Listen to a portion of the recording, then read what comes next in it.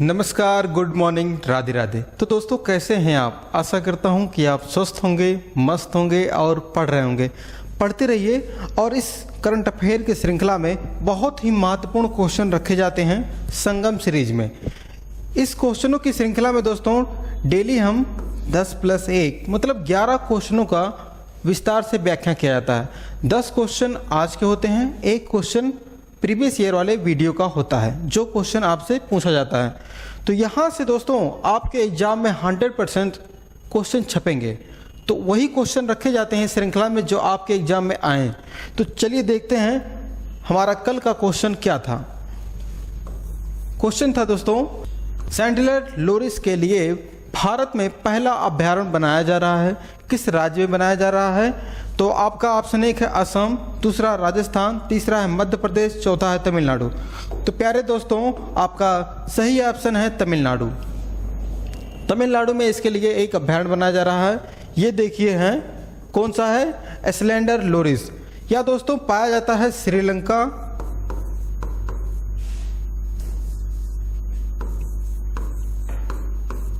And Bharat में। यह बंदरों का पूर्वज माना जाता है। किसका? बंदरों का पूर्वज माना जाता है इसको। अब बात करें दोस्तों तमिलनाडु, तो भारत का दक्षिणतम बिंदु अगर से थल से पूछा जाता है तो वह तमिलनाडु का है। कौन सा है? कन्याकुमारी। तो कन्याकुमारी दोस्तों समझिएगा, यहाँ पे 3 सागर के पानी आके मिलते हैं। जैसे इस साइड से आ गया बंगाल के खाड़ी वाला एरिया है, पूर्वी साइड, वहाँ का पानी आता है। पश्चिम वाला एरिया है अरब सागर का पानी आता है। और यहाँ पे हिंद महासागर है, उसका भी पानी आके मिलता है। तो ऐसा कौन सा स्थान है जहाँ पे 3 सागर या 3 अगर से हम कहें खाड़ियों की पानी, 2 खाड़ियाँ और 1 महासागर का पानी आके मिलता है? तो वह कन्याकुमारी है। तो कन्याकुमारी है दोस्तों तमिलनाडु में। इतनी बातें क्लियर हुई। अब देखिए पूछता है तमिलनाडु के सीएम कौन है? तो कौन है? MK Stalin. वही पूछा जाए तमिलनाडु की स्थापना कब हुई थी? तो दोस्तों 1973 में तमिलनाडु भारत का राज्य बना। इतनी बातें क्लियर हैं। अब देखिए तमिलनाडु के जो नीचे वाला एरिया है, यहाँ पे पर्वत पाया जाता है। कौन सा पर्वत है? नीलगिरी पर्वत है। कौन सा? नीलगिरी पर्वत है। इसकी जो सर्वोच्च चोटी है दोस्तों, उसका नाम है डोडा बेटा। क्या है? डोडा बेटा। और हाइट इसकी अगर से पूछा जाए दोस्तों तो 2637 मीटर है डोडा बेटा की हाइट। क्लियर है इतनी बातें? अब अगर से पूछ लिया जाए एक क्वेश्चन और तमिलनाडु से, तमिलनाडु के प्रमुख मंदिर कौन कौन से हैं? जैसे बृहदेश्वर मंदिर है, मीनाक्षी मंदिर है, नटराज मंदिर है और क्या है? रामेश्वर मंदिर है। टोटल 4 प्रमुख मंदिर फेमस हैं तमिलनाडु के। अब तमिलनाडु से एक क्वेश्चन और बन सकता है आपके एग्जाम में। जैसे पूछेगा पाक जल संधि कहाँ पर है? तो तमिलनाडु के पास है, जो श्रीलंका से बनता है पाक जल संधि। तो भारत का तमिलनाडु वाला एरिया आता है पाक जल संधि वाले क्षेत्र में। इतनी बातें क्लियर हैं। चलिए आगे देखते हैं। पहला क्वेश्चन बेहद ही महत्वपूर्ण है। कहा गया है हाल ही में पहला बोडोलैंड अंतर्राष्ट्रीय ज्ञान महोत्सव कहाँ शुरू हुआ? तो आपका ऑप्शन 1 है उड़ीसा, दूसरा है असम, तीसरा मणिपुर, चौथा है इनमें से कोई नहीं। तो दोस्तों आपका सही ऑप्शन कौन सा सही होगा? ऑप्शन दूसरा सही है। कौन सा? असम। असम में मनाया जा रहा है बोडोलैंड अंतर्राष्ट्रीय ज्ञान महोत्सव, क्योंकि वहाँ पे एक यूनिवर्सिटी भी है बोडोलैंड के नाम से। इस अंतर्राष्ट्रीय ज्ञान महोत्सव में दोस्तों करीबन 14 देश के लोग आए हैं। 14 देश के जो मेहमान हैं वो शामिल हुए हैं और करीबन 35 लोग हैं। कितने? 35 लोग हैं। क्लियर है? अब क्वेश्चन बनता है असम कहाँ पे है भारत के मैप में? तो ये देखिए दोस्तों, इस वाले एरिया में पूर्वी भाग में आता है असम। तो असम के बगल में देखिए यहाँ से आता है कौन सी नदी है? ब्रह्मपुत्र नदी। ठीक है, अरुणाचल प्रदेश से होते हुए आती है, असम में भी आती है ब्रह्मपुत्र नदी। और यहाँ पे अगर से पूछा जाए असम की सर्वोच्च चोटी क्या है दोस्तों? नामचा। क्या है? नामचा बरवा।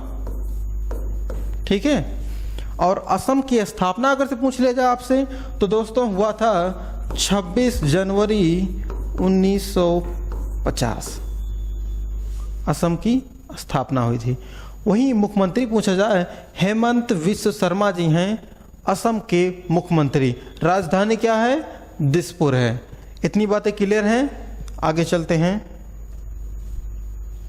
क्वेश्चन दूसरा, बेहद ही महत्वपूर्ण क्वेश्चन, एग्जाम में छपने वाला क्वेश्चन, मोस्ट इंपॉर्टेंट क्वेश्चन। कहा गया है हाल ही में दुनिया का दूसरा सबसे मजबूत टेलीकॉम ब्रांड कौन बन गया है? दूसरा बात कर रहा दोस्तों, तो दूसरा कौन सा है? आपका ऑप्शन एक है स्विसकॉम, दूसरा है रिलायंस जियो, तीसरा है एतिल सलाम बाय, चौथा है MTN ग्रुप। तो आपका सही ऑप्शन ये देखिए, जियो। किसकी कंपनी है? मुकेश अंबानी जी की कंपनी है। अब क्वेश्चन यहाँ से बन सकता है कि 2007 में किस कंपनी का स्थापना हुआ था? तो रिलायंस जियो का हुआ था। ठीक है, किसका? रिलायंस जियो का। अगर से हेडक्वार्टर पूछ ले जाए कहाँ पे है? मुंबई में है। ठीक है, इसका मुख्यालय। अगर से पूछा जाए फर्स्ट पे कौन है, तो स्विसकॉम जो कंपनी है नंबर 1 पे है और रिलायंस जियो नंबर 2 पे है। इतनी बातें क्लियर हैं। चलिए देखते हैं हमारा तीसरा क्वेश्चन। तीसरा क्वेश्चन में कहा गया है हाल ही में भारत के किस पड़ोसी देश ने सौर ऊर्जा के प्रयोग को बढ़ाने के लिए ISA के साथ समझौता किया है? किसके साथ? IAS, अंतर्राष्ट्रीय सौर संगठन के साथ।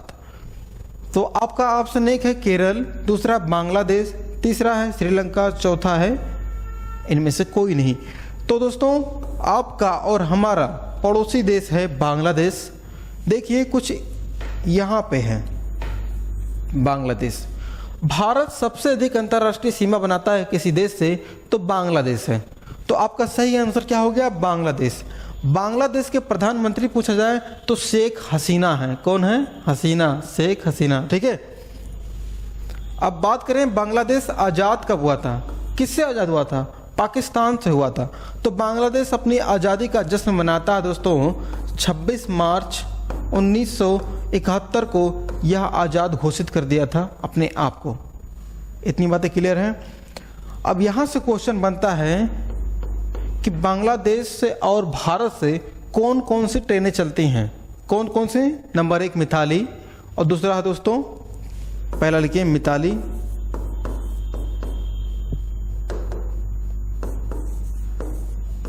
दूसरा है मैत्री, और है बंधन। ठीक है, मिताली, बंधन, ये ट्रेनें चलती हैं भारत और बांग्लादेश से। इतनी बातें क्लियर हैं। आगे चलते हैं। क्वेश्चन चौथा है दोस्तों, कहा गया है हाल ही में एशिया की अब तक की सबसे लंबी साइकिल रेस कहाँ शुरू हुई? तो आपका ऑप्शन एक है मुंबई, दूसरा नई दिल्ली, तीसरा श्रीनगर, चौथा इनमें से कोई नहीं। तो प्यारे मित्रों, दोस्तों, आपका सही आंसर है श्रीनगर। श्रीनगर कहाँ पे है? जम्मू एंड कश्मीर में है। ठीक है, तो यह दोस्तों कहाँ से? श्रीनगर से जाएगा कन्याकुमारी तक। भारत के दक्षिणतम बिंदु जो है वहाँ तक जाएगा कन्याकुमारी तक। ठीक है, इंदिरा पॉइंट की बात नहीं की जा रही है, कन्याकुमारी की बात कही जा रही है। अगर से इस साइकिल रेस की बात करें दोस्तों, कितनी किलोमीटर की साइकिल रेस है? 3655 किलोमीटर की एरिया इस साइकिल रेस होगी। इसमें दोस्तों करीबन 29 लोग शामिल हैं, पुरुष और महिला दोनों मिलाकर। ठीक है, अब बात करें श्रीनगर की, तो श्रीनगर की स्थापना किसने की थी? अशोक ने की थी। सम्राट अशोक ने की थी श्रीनगर की स्थापना। इतनी बातें क्लियर हैं। अब देखिए जम्मू कश्मीर की बात आ गई है। यह अस्तित्व में कब आया? 31 अक्टूबर 2019 को जम्मू कश्मीर अस्तित्व में आया। कब आया? 31 अक्टूबर। ठीक है, इतनी बातें ध्यान रहें। और अगर से पूछा जाए कि जम्मू कश्मीर के वर्तमान में उपराज्यपाल कौन है, तो मनोज सिन्हा जी हैं उपराज्यपाल। आगे चलते हैं। क्वेश्चन पांचवा है, बेहद ही महत्वपूर्ण क्वेश्चन है। कहा गया है हेकानी जाखुर किस राज्य की पहली महिला विधायक बनी है? तो आपका ऑप्शन एक है नागालैंड, दूसरा है त्रिपुरा, तीसरा है मेघालय, चौथा है असम। तो प्यारे मित्रों, आपका सही जवाब क्या होगा? आपका सही जवाब है नागालैंड। तो नागालैंड की बनी है ये विधायक। अब बात आती है नागालैंड है कहाँ पे? तो देखिए, भारत का पूर्वोत्तर राज्य है नागालैंड। नागालैंड की राजधानी अगर से पूछा जाए तो कोहिमा है। नागालैंड की स्थापना कब हुई थी? नागालैंड की स्थापना हुई थी दोस्तों 30 नवंबर 1963 को नागालैंड की स्थापना हुई थी। अब देखिए, अगर से सीएम पूछा जाए तो क्या है? नेफियो रियो हैं, ठीक है, मुख्यमंत्री नागालैंड के। वहीं देखिए, इसके जो पड़ोसी राज्य हैं, मणिपुर टच करता है, असम टच करता है, अरुणाचल प्रदेश टच करता है। अब सबकी राजधानियां हम देखते हैं। अरुणाचल प्रदेश की राजधानी ईटानगर, असम का हमने देख लिया था दिसपुर है, मेघालय का शिलांग है, मणिपुर का इम्फॉल है, ठीक है। और वहीं देखिए, एक अंतर्राष्ट्रीय सीमा भी बनाता है म्यांमार से। किससे? म्यांमार से, जिसे बर्मा भी कहा जाता था। अब बात आती है दोस्तों, जो इस वाले पूर्वी क्षेत्र के जो राज्य हैं उनकी स्थापना कब हुई थी? जैसे मिजोरम, त्रिपुरा और मणिपुर, इन तीनों की स्थापना एक ही डेट पे हुई थी, ठीक है। त्रिपुरा, मिजोरम, मणिपुर की इसकी स्थापना हुई थी 21 जनवरी 1972 को। तीनों राज्यों की स्थापना एक ही दिन हुई थी, ये बात आप ध्यान देंगे। चलिए देखते हैं हमारा 6वां क्वेश्चन। बहुत ही महत्वपूर्ण क्वेश्चन है महादेव के ऊपर। तो कहा गया है, पीएम मोदी ने किस राज्य में महाकाल लोक का उद्घाटन किया है? किसका महाकाल लोक का उद्घाटन किया है? तो आपका ऑप्शन है कि छत्तीसगढ़, दूसरा है राजस्थान, तीसरा है मध्य प्रदेश, चौथा है हरियाणा। तो आपका सही आंसर होगा, आप सभी लोग जानते हैं, मध्य प्रदेश में है उज्जैन, और उज्जैन में है महाकाल का मंदिर। तो सही आंसर क्या हो गया? मध्य प्रदेश, ठीक है। मध्य प्रदेश की स्थापना पूछी जाए तो 1 नवंबर 1956 को मध्य प्रदेश की स्थापना हुई थी। वहीं मध्य प्रदेश के मुख्यमंत्री की बात की जाए दोस्तों, शिवराज सिंह चौहान है। कौन है? शिवराज सिंह चौहान, ठीक है। राजधानी भोपाल है। इतनी बातें क्लियर हैं क्वेश्चन नंबर 6 से। चलिए देखते हैं हमारा 7वां क्वेश्चन। बहुत ही महत्वपूर्ण क्वेश्चन, मोस्ट इंपॉर्टेंट क्वेश्चन। इस पे आप स्टार लगा लीजिए, ठीक है, क्योंकि यह छपेगा क्वेश्चन 100%। कहा गया है, एनटीपीसी ने किस राज्य में भारत का पहला एयर कूल्ड कंडीशनर चालू किया है? तो आपका ऑप्शन है कि छत्तीसगढ़, दूसरा है उत्तर प्रदेश, तीसरा उड़ीसा, चौथा है झारखंड। तो आपका सही आंसर होगा दोस्तों झारखंड। तो एनटीपीसी ने झारखंड में क्या किया है? चालू किया है। अब बात आती है झारखंड की। झारखंड की स्थापना हुई थी दोस्तों 15 नवंबर 2000 को, ठीक है। किससे अलग हुआ था झारखंड? बिहार से अलग हुआ था झारखंड, ठीक है। इतनी बातें क्लियर हैं। अब देखिए, एनटीपीसी की बात आ गई है। किसकी? एनटीपीसी। एनटीपीसी की स्थापना पूछ ली जाए तो 7 नवंबर 1975 को एनटीपीसी की स्थापना हुई थी। मुख्यालय पूछी जाए तो नई दिल्ली में है एनटीपीसी का मुख्यालय। इतनी बातें क्लियर हैं। और मुख्यमंत्री पूछ लिया जाए तो हेमंत सोरेन है। कौन है? हेमंत सोरेन जी हैं झारखंड के मुख्यमंत्री। आगे चले दोस्तों, क्लियर है इतना। क्वेश्चन नंबर 8 देखते हैं। कहा गया है, एएम अहमदी का निधन हो गया है, ये किस क्षेत्र से संबंधित थे? तो आपका ऑप्शन एक है कानून, दूसरा है औषधि, तीसरा है अभिनय, चौथा है क्रिकेटर। तो जैसा कि देखिए, ये हैं कानून से संबंधित हैं। ये सर्वोच्च न्यायालय के न्यायाधीश भी रह चुके हैं। किसके? सर्वोच्च न्यायालय के न्यायाधीश। वहीं बात करें वर्तमान में कौन न्यायाधीश हैं, तो 50वें क्रम के न्यायाधीश हैं। कौन है दोस्तों? धनंजय, यशवंत और क्या नाम है? चंद्रचूड़। धनंजय यशवंत चंद्रचूड़ जी हैं वर्तमान में 50वें क्रम के भारत के मुख्य न्यायाधीश। वहीं बात करें दोस्तों पहले कौन थे, तो दोस्तों H.J. कनिया, ठीक है, H.J. कनिया थे भारत के प्रथम मुख्य न्यायाधीश।